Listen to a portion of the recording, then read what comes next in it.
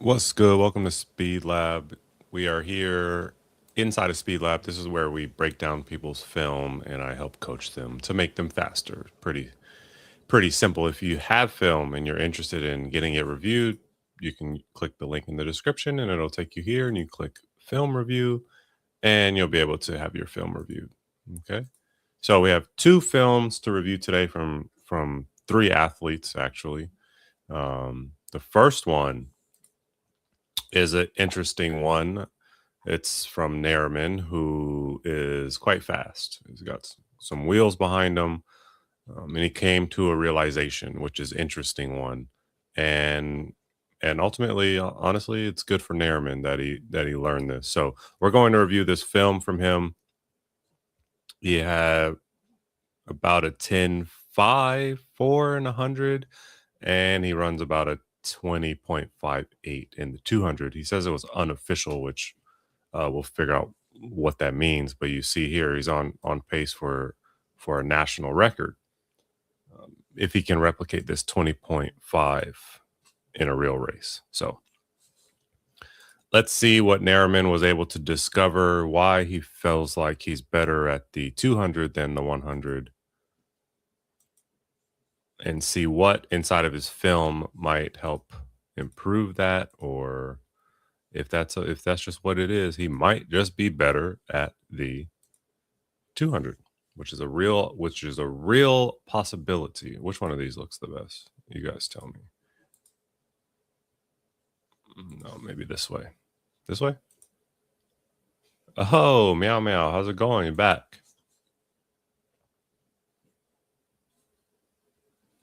Okay, so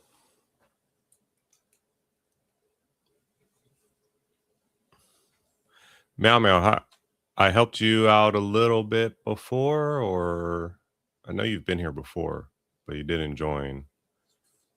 Yeah, I'm doing well. Doing well. It's Friday, so looking forward to a nice Friday. We have some good film to cover as well. We're gonna get into that. Okay, let's watch and see what happens with Nariman. You got to meet tomorrow, Meow Meow says. What are you running? And what is your goal? What do you want to run as far as your times are concerned?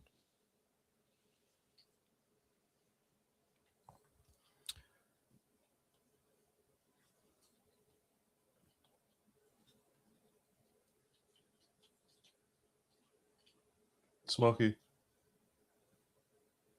what are you doing?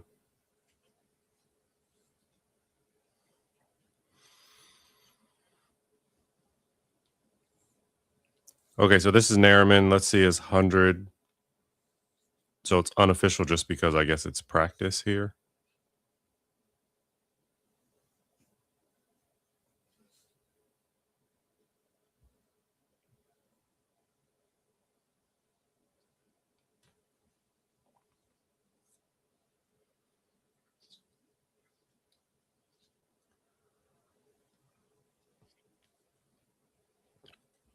Okay, so if you're curious what a 10.5 looks like, that is it.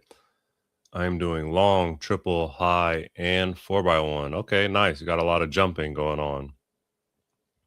Meow meow. Which of those are your best? Is it the long? Is it the triple? Is it the high? Are you secretly a sprinter?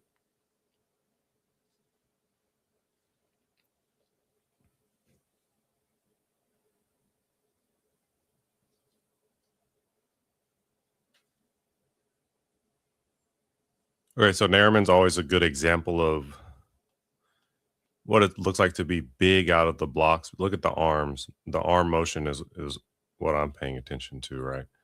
Nice big arms out of the blocks. This is so important, and they don't get small even after people think that, oh, the first one is the one that matters the most, and then they kind of get small. No, Nairman drives all the way with his arms. They don't get small ever. They remain large. They remain powerful.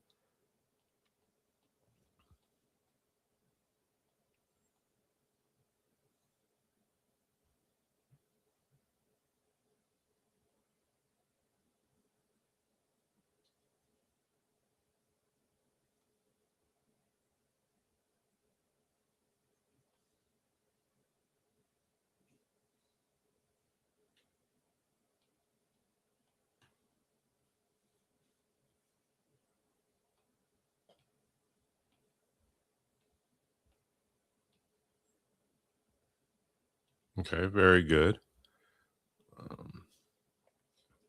Meow Meow says, yeah, we needed points. I'm very good at triple, but it's been hurting my ankle. I tend to be a strong open leg to relay, and long is my main. This will be my first high. Okay. Very good at triple. Been hurting your ankle, so maybe there's some form technique stuff going on there. I mean, triple is difficult. It will require the best, decent technique, and it will require a lot of strength, right?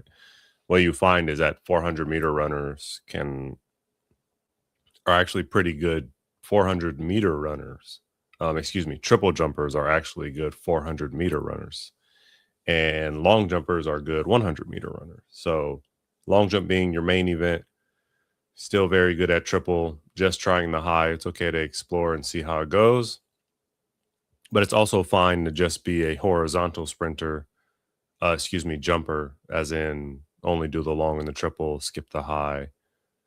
And it's also fine to be excellent at all three, and you just figure out which one you're best at. But definitely make sure you're still got your sprinting in, and I know that you do because you're running your relay.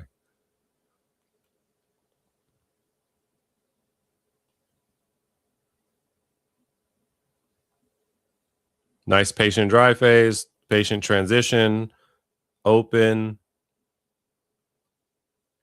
Very nice. I don't have many notes for that, right? Like whenever athletes get this fast, you have to really learn them because the technique looks good, stuff looks good.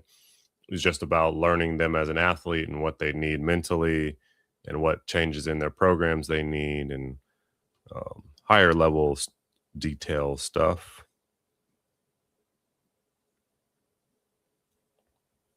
Nice drive.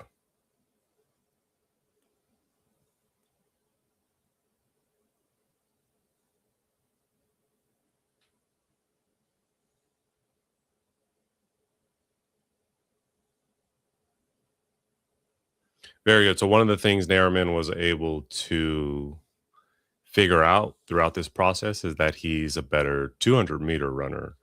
And I would have to agree with that. His 100 time is 10.5, but his 200 time is 20.5. And so I'm going to say that he's also on top of that, he's close to a national record in the 200.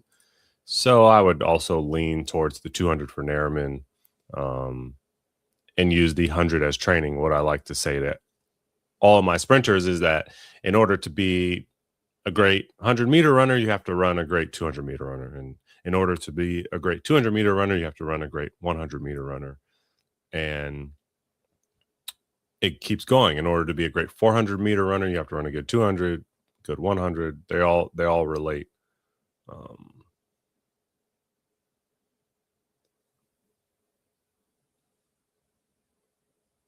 yeah. What's up, bros for life 24? Meow Meow says, I do the 100-meter. I've done 6 times my first season at 11:05. And we talked originally about 400 and how I just started it and wanting tips. Yeah, that's right. Now I remember. And you got a 54:28. So Meow Meow. Let's review that real fast. Let's see here.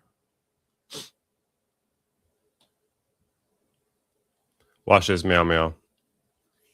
Just for you, because you're here often, okay? So you got 11:05 in the 100, and we can expect you to get, we'll say 22.1 in the 200. Okay. This, by the way, is why we think Nairman is better in the 200 than the 100, and I can explain that as well. So when we look at the 400, we expect you to come through possibly at 24.1. This is for the first 200 split. Okay. And then we can expect you to come back in 26.1. This is the second 200 split. And this equals, is that 50.1, 50.2? Let me make sure I'm doing that correctly. Want to play Roblox Rivals, says Bros for Life. Low key board. Go play. You should play.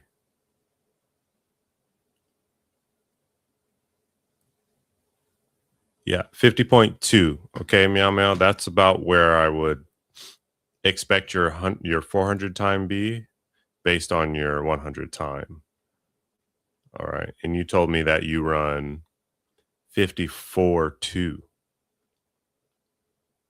2.8. So basically 3. Okay, so this has to improve. And what I can promise you is that once this improves, your triple will improve. And once this improves, your long jump will improve. Okay. Go look at every jumper that's ever existed, and they're going to be fast. This will take time, of course. This is not easy. Right? And you say, okay, cool. I feel like probably I talked to you about this already, right? And then when we look at Nariman, who we're looking at now, right? He does do a good 200. Did you say he got the national? He's close to, well, this is unofficial. This was in practice. He runs a 20.58 and he runs a 10.54. And the national record for where Nariman lives is 20.63. So he just has to run this time in an official meet. Okay. Now we follow this again. Oh, this is new, Meow Meow says. This is new. Okay, so yeah, I guess before we move on to Nariman, since Meow Meow, you're here. Does this have you run the 200 before? If so, what's your time?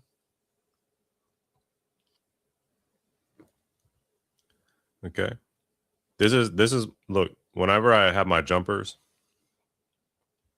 they try to fight me on this all the time. They do not want to run.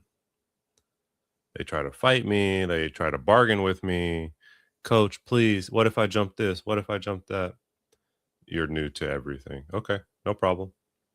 Um so jumpers feel like they're in jumps because they love short sprints, but they don't want to become a sprinter. They're probably good at jumping, and so they fight me about it. And I say, I don't really care. We have to run anyway.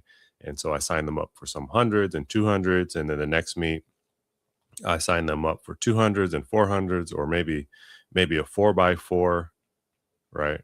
And then slowly but surely, right, the season goes on, they keep competing in the long jump and triple jump, and then maybe the 100 and 200, or maybe the triple jump and the 400 and 200 or something like that. And then when it's time for big championship meets, they don't have to sprint anymore. Okay, these are done. And during championship meets, they only focus on their event, and then they end up jumping further than they ever have. A lot of it has to do with the strength that they developed while they ended up sprinting. Okay. Meow meow. It's one of the things that, I can't make any guarantees, but I mean it's as close to a guarantee as I can make that whenever you're able to sprint like this, um, right? And I'm using these numbers because now it's getting messy. I understand. You gave me your 11.05, right? That's what you said you ran in the 100. Yep. 11.05, and then the 400. Now, this is all about translating, right? Getting better from your 11.05 to 50.2 is all about translating strength and speed. Well, I am sort of a sprinter as well as a jumper. Yeah, I mean, I figured, right? Because you're on your relay team. Just make sure that you get your sprints in, especially. Okay, so here you go, meow meow. Don't worry about it. Okay, so this is our training pyramid. Yeah, what are your jumps? Give me your jump PBs. Give me your jump PBs, okay? So this is our training pyramid, right?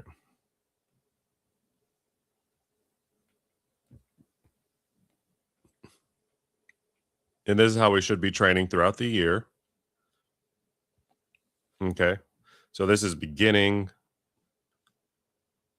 You build your base. This is middle. Okay, you start touching more on speed, but really speed endurance. And this is the peak season. 651 long and 1336 triple. Let's see. I'm American, so I know 651 is what? 20 feet? 21.5 and 1336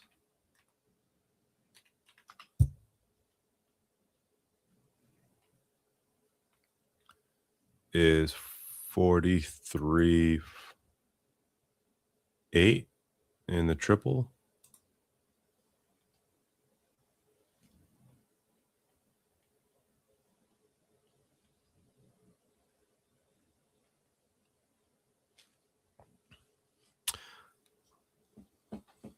Yeah. I would say that your triple is probably better than your long at 43.8.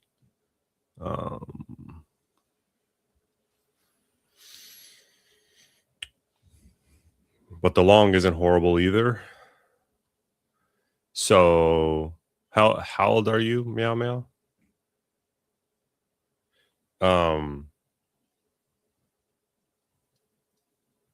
Okay, so while we're building a base, right? Everyone trains together. The sprinters, long and short, and the jumpers. Okay, vertical and horizontal. These jump groups are pretty much the same because horizontal. We all do the same thing during this time. U18.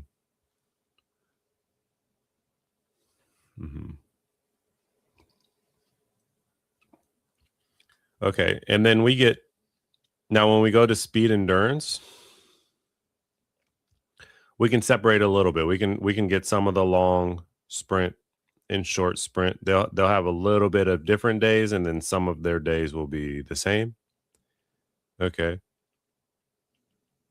and then obviously vertical and high and horizontal, you need different training days, but essentially these guys will all train almost here, right? With the exception of triple, which will go with the long sprinters. Okay, and we're talking about micro differences in how you train and what you do. So, you know, a lot of the times everyone will be together. Okay, a lot of the times everyone will be together. However, there are specific days where people will separate out, and then you move up to the speed part, and this is where it's the most refined, right? So you should spend Meow Meow, right? We're talking about potentially 0 days in pit here, right? Dedicated all towards sprinting. Okay, depending on your schedule, depending on how invested you are, you can get a day in the pit. This assumes that you're putting in 5 to 6 training days a week, right? And then here we go with 1 day in the pit over here. And by pit, you know what I mean, right? Sand pit, long jump pit, triple jump pit, high jump mat, those kind of things. And then over here, we can start to bump it up to 2 days in the pit. Now, what do you do the other days? I said 5 to 6 days. What do you do on, right? You're 1 day in the pit. What do you do with your other 5 days? Well, you should pretty much know the answer to that, right? It's either sprinting or plyos. Okay. All right. So, um, I could definitely help you more if you want to join Speed Lab, but um, this is kind of how it goes. Basically, bottom line is that you don't want to forget to sprint, right? Sprint equals jump good. Okay. This is even for my high jumpers. High jumpers are a different breed. They're like gangly and like can't sprint that well. But even for high jumpers, you need to have some sprinting skills. Okay.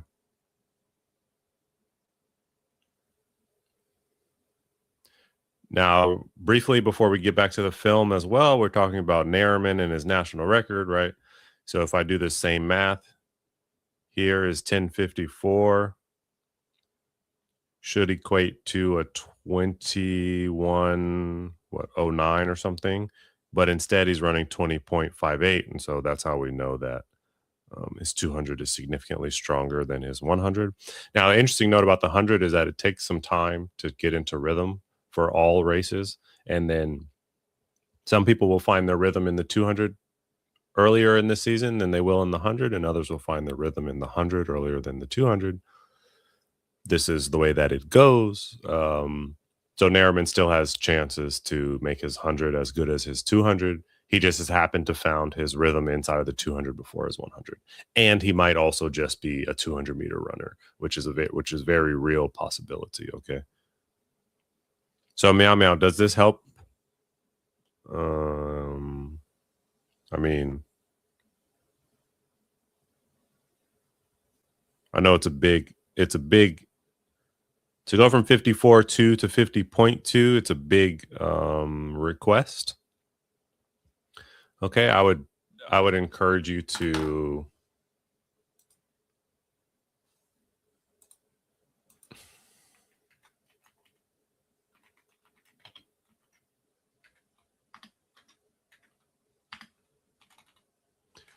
Meow Meow. I would encourage you to look at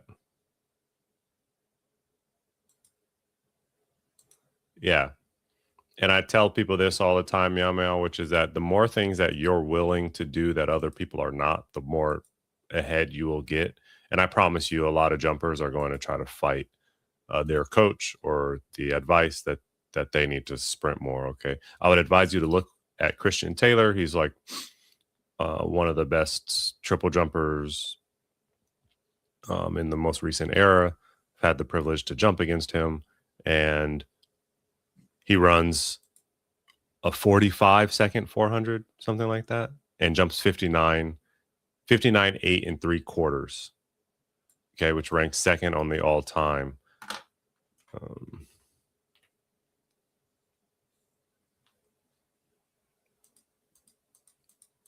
And I don't see his 400 time here listed, but it's like 45, 44 seconds. Okay, he's legit in both things, and it's not a mistake that he's legit in both things.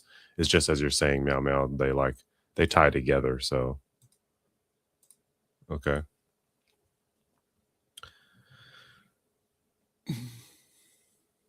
Okay, so Nairman's 200. Great drive up the turn. Look at the openness and the patience with which he drives, right? So the only thing that will stop Nairman is not having race experience. He's got to get these inside of races, which I know that he is, and be able to perform the same way. Because it's one thing to perform like this in practice. It's another thing to perform like this in the race whenever you have people that are just as fast, if not faster than you are. He's got a nice rabbit right here. One of his homies, one of his teammates, perhaps, who's running either he's running either very outside the lane or he's illegally running inside of the lane. Either way, it doesn't matter, I guess, huh? Let's see how Nairman comes off the bend, off the turn, lifts up again, and re-accelerates. No problem, Meow Meow. I'm glad I helped. Good luck. good luck tomorrow, and hopefully you find a way to let me know how it goes. Right, I'll be live again either next Friday, or you can join Speed Lab and just send me a quick DM about how it went. If you have film, that would be awesome. I'll review it for you. But okay, good luck. Let me know how it goes. So Nariman comes off the turn here. First 100 was about 1056. He opens up, stands tall again, reaccelerates.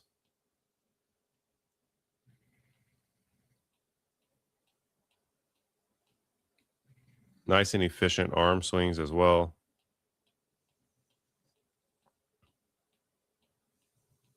Got to keep those knees up, Nariman. Finish strong. Okay. So like there's some training stuff here that he can go over, but it's the beginning of season for him. So I have no doubt that he will discover what to do, or he can ask me what to do. But finishing at 200 strong takes time. And it's the beginning of the season. But look at the difference here with his knees, right? Nice and powerful, pushing the track behind him up tall, gaining distance, and then watch him come through this little rafter here where we miss him. And this foot is slow. Well, actually, that's not bad. There you go. So he does have a little bit of a tendency, right, to let's see if we can get him on this thing. Yeah. Okay, so he does have a little bit of a tendency for this foot to swing through instead of step over and down. And that's just something I've seen in his videos before when he gets tired, when he gets fatigued. But all of our mistakes come out when we're fatigued. Okay, and as a result, that foot hangs out just a little bit long in front of Nariman, but you know, he is running a 20.5. So, but you want to go 19, you got to fix that, right? That's a little bit long. And then you can see it again, the further he gets down, that's not a bad step over, but it's not as good as he was coming off the turn. Okay. So that was Nariman. Now we're going to watch film from my favorite brother-sister duo.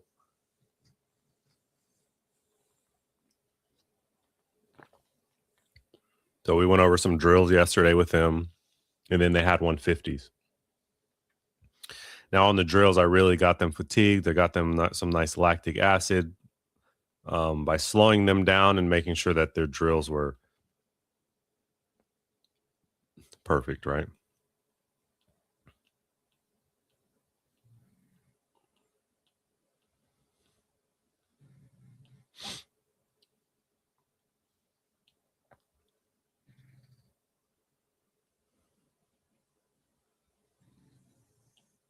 So a little bit lazy with the arms here on the left. All right. You got better arms. And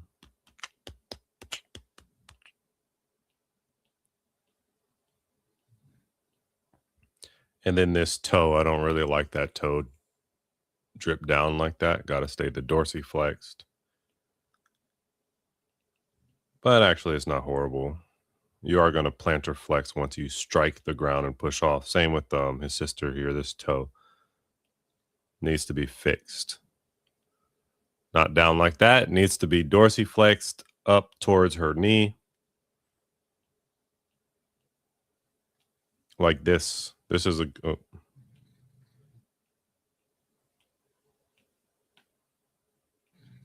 This is good. Okay. Let's see if you can... We can't stop them at the same time because they're out of sync, but this is not good. Right? Look at the difference. You see the circle 1 over here. Now watch. All right. That's where you need to be.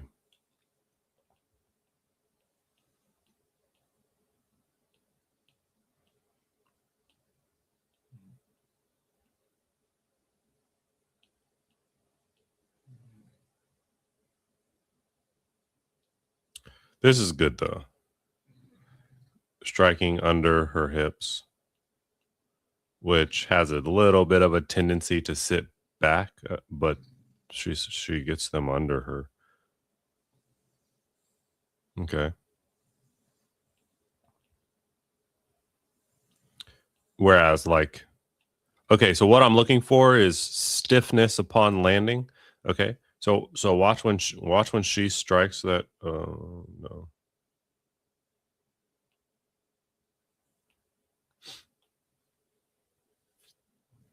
Watch when she strikes the ground and how stiff she remains when that foot hits the ground. Okay. I'm looking over here. Oh, that's crazy. Right? That's nice and stiff. Watch, no, not much compression there. She gets right off of that foot and gets right off of that foot and continues, right? Whereas he, on the other hand, gives a little bit of a squish when he hits. He's squishy, right? Look at that. Boom and boom. Looks good, but then watch again.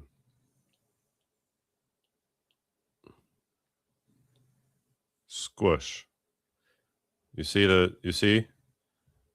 So he's here, here, and here all give just for a fraction of a second. And that's no bueno. We need to be stiff when we hit the track, especially when we're doing drills like this. Okay. And this is good because you can see the direct comparison. This is no, there's no squishy here. When she hits, boom, she's back off the ground again. Boom. Okay. Now let's see if we can see like a major difference. Yeah. Okay. Now he was getting tired. I understand this was one of the last ones that we did. So that makes sense to me, but can't be soft. All right. So I'm excited to let him know what I found here. And the funny thing is that he lifts a lot of weights, and I guarantee you when he lifts his weights, he catches the weights and goes down, right? And then rebalances rather than catching stiff. It's something I talked about with my weight training buddy, and I failed to realize how important that is. So now I get to teach how important that is. Okay. Now this is one of the end of their 150s, so it's not going to look the prettiest.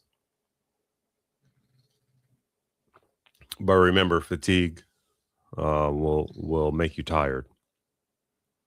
Fatigue will make you tired. Fatigue will make your flaws come out. Of course, it will make you tired. It's fatigue.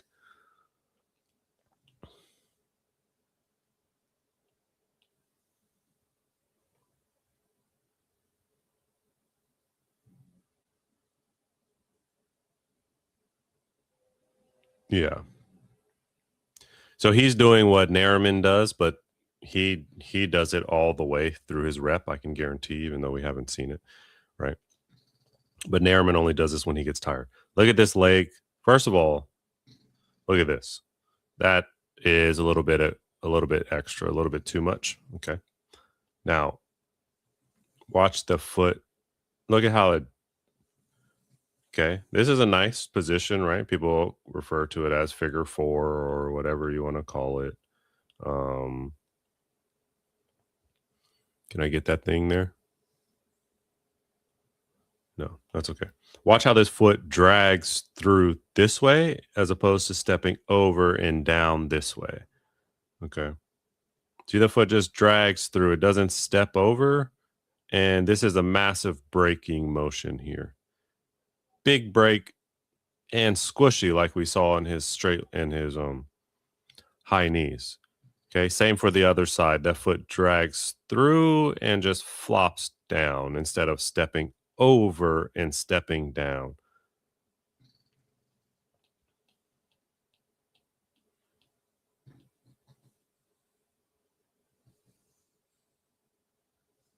And same for Shane. She does the same thing with this foot, which is it just flops through, doesn't step over and down. Okay, you're gonna watch. This foot is going to come this way and this way, as opposed to through this way and down this way. Okay, and it seems like it's not a big deal, but if I'm making a point out of it, it obviously is a big deal. Okay. So that's what these two need to work on, and I'm excited to share that with them. This is a little bit earlier in the set in the rep. Let's see if if they can fix it. Let's see if it was actually just a thing of fatigue or if this is something that they do even when they're not fatigued. And this was their third 150, so they're going to be a little fatigued. And we did a lot of drills. It's better though. You see how that foot comes through here better? Yeah. Okay, so it was definitely a lot of fatigue there, which makes a lot of sense, but he's got to learn to fight to keep this foot coming through and down as opposed to down and through. Okay. And you can see here he steps over and then down and steps over and down, and he's a little bit squishy still on landing, but that's okay. We'll work on that. Now let's see what she does. See, she's still dragging through. She never really steps over and down. That's because she's transitioning as a long distance runner into a sprinter. So we have to fix that. How do you fix that? Well, hurdle wickets are great to fix that. Well, ultimately, what I found is that you need to really strengthen the psoas. If the psoas is not strong enough, it won't work. And if they don't know how to push the track behind them, it becomes this awkward thing where the athlete begins to lean back and pick their knees up just for the sake of picking their knees up. But it's because they don't know how to push off the track and because their psoas is weak. Okay. So that's what these two have to work on. All right. Well, that's it. Thanks for joining. I hope you enjoy your Friday. If you have film, go ahead and click the link in the description and submit your film, and I'll see you next Friday.